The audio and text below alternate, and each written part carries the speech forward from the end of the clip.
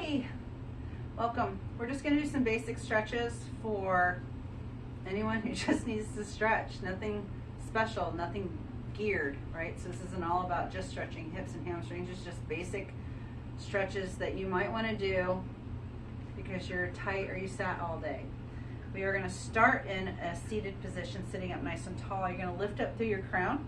You're going to slightly tuck your chin. You're going to roll your shoulders up into your ears and then exhale, roll them back down. Do the same thing. Inhale, lift up, exhale, down. If you don't want to leave your hands on your knees, guess what? You can put them to your sides. Inhale up, exhale, back and down. 2 more. Last one. And release. Inhale your arms up.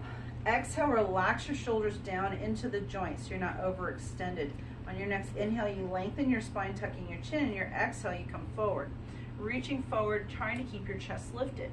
You're going to bring your hands down to the floor and keep that lift through the spine. Inhale, lengthen to decompress your spine, and then tuck your chin just a bit. And then as you exhale, you're bringing your belly towards your crossed legs.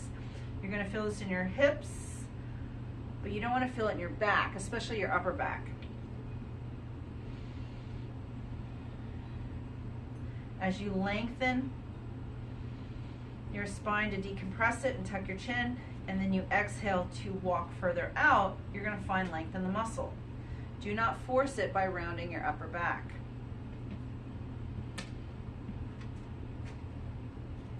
And then gently come up. You're going to bring your legs wide. So all you're doing is bringing your legs out. This isn't about how far can they go, and you definitely don't want the outsides of your hips firing, right? So don't go so far out that they're actively supporting you. And then the first thing you want to do is make sure your pelvic girdle is in this neutral position. If you're really tight, it's going to tip it back. You're going to be in this rounded position, and you want to, if that is you, you're tight. That's why you're here. You're going to put your hands behind you to lift your torso tall and attempt to get your hips in that neutral position. You now have all the stretch you need. You actually don't need to go forward. You need to work on keeping this elongated spine, and you'll feel the stretch in your hamstring. Now, if you're somebody who can let go and the pelvic girdle stays neutral, then you're going to put your hands in front. Now you're going to try not to round your torso to get forward, because it's all about the belly coming down, then the chest, then the chin.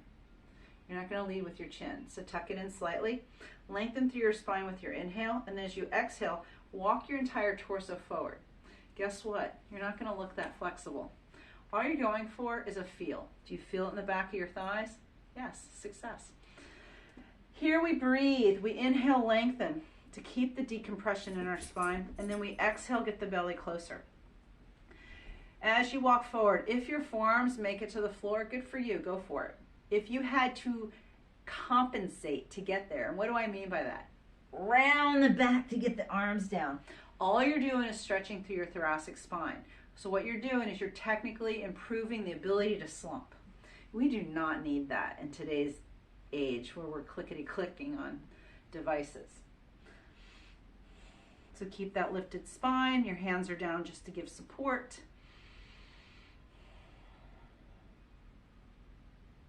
And then gently walk yourself up and bring the legs in.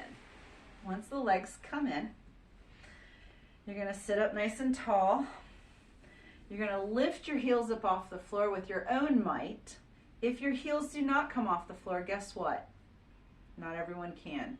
And then lower. But the effort to lift up is there. Whether they move or not is irrelevant. All it does, lower down, means that you might have a more bulbous lower leg. That's all. It's a shape. Don't worry about it.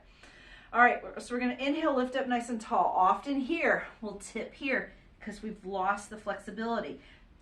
Lift up nice and tall. You're not leaning on your hands. You're using them to lift you up tall. So if you're really tight, you might look rounded. Your hands are here just to get your lift. And then from here, if you can hold it, you're going to lengthen your spine, tuck your chin. You're going to bring your belly forward towards the top of your thighs.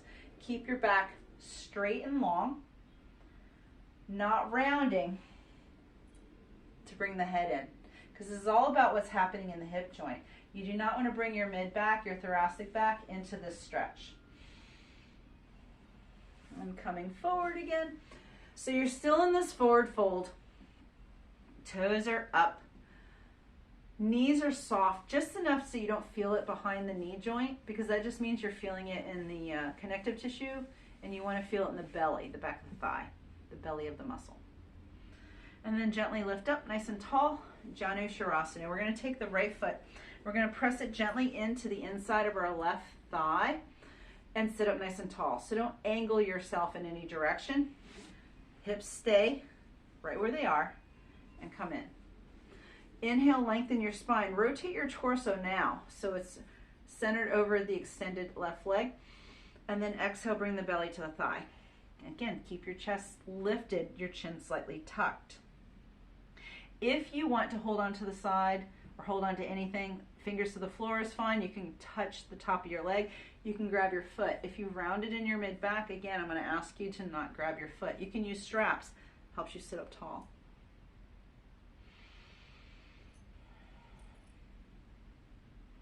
And then gently lift up.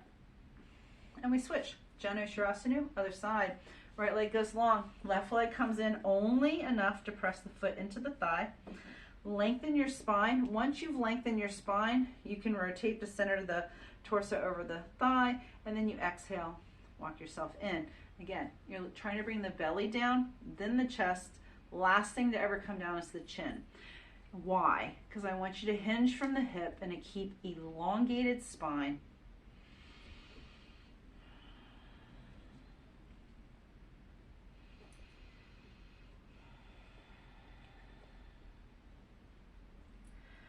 One more breath here. And then gently release. All right, so if you can sit with your legs crossed. You can come into a thunderbolt pose, whichever you prefer. This is a lot on a lot of people's knees, so it doesn't have to be here. If you want to sit in that cross-legged position, you can. We're going to sit up nice and tall. We're going to bring the arms up. So the fingers are down, so they might be on the outsides. If down, you're just going to rotate your arms up all the way. Try not to lift through the chest. Open up and then gently come down. When you come down, I want you to bring your hands behind you, clasp them, open your chest, punch your knuckles down and gently lift them up off of your back, but don't round forward. And then gently release all the way up, sweep them up. Try to bring them back behind you gently and then come back down. Now keep going. When the hands come behind you, you're going to clasp them. Just what does it look like if your legs are crossed? Open and lift. Come back. The arms will come a little bit wider to get around your knees. Come on up. Try not to arch through the upper back. And then come back down. So whether your knees are crossed, you're doing the same thing. Your just arms are going to have to get around those knees. Lift up, open the chest. I just like to sit in this thunderbolt pose and release and relax. And then roll forward and hold. Okay, your right hand comes down, seated or on your knees. Inhale, lift up. So you're going to reach up with your left arm as far up as you can. You're going to press into your right hand as you fold over, opening up your left side body. Inhale, back up through center, switch sides. Bring your right arm up. Inhale, reach your arm up to the sky like you're going to touch the ceiling. Press into your left hand as you fold over just to give a little bit of support, opening up your right side body. And then gently release. We'll do it again. Take the time to come up, lengthen, and then fold. Inhale up. And exhale, fold. We always reach before we fold, even if it's lateral or forward. And then we come up and release. We're going to bring the hands in front. We're going to clasp the hands and push the palms out. We're going to round our back. Now we're rounding our back and we lift up tall. We're going to bring the hands down, round your back, allow your head to drop. Inhale, lift up. And one more time. Round. And then gently lift. And release. Shake it out. All right, right arm comes out. Relax your neck and shoulders. Don't pull the shoulder up. Just leave it down. Flex the hand. Keep the arm straight and then fairly rigid. Don't have to lock it. Grab above the elbow, and without letting the shoulder move, just pull the arm across. You're going to feel the shoulder blade pull up and off the back. When we allow it to compensate, you're going to change the rotation of your shoulder blades. So we want to keep it in place. Simply pull the arm across to get that stretch in those little muscles back there and your mid back around the shoulder blades. Feels really good. Release and go all the way out, and done. Other side, palm up, drop your shoulder just above the elbow. Remember, don't let the shoulder change position. Just bring it across. It doesn't go that far, but you get a nice little stretch. It can go further if you shove and shift. It's a big habit because everyone wants shape. I'm just trying to get the arm across. No, you want feel. You want to feel the stretch. It's all you're going for. Release it, come all the way out, and relax. Roll your shoulders, and you're done.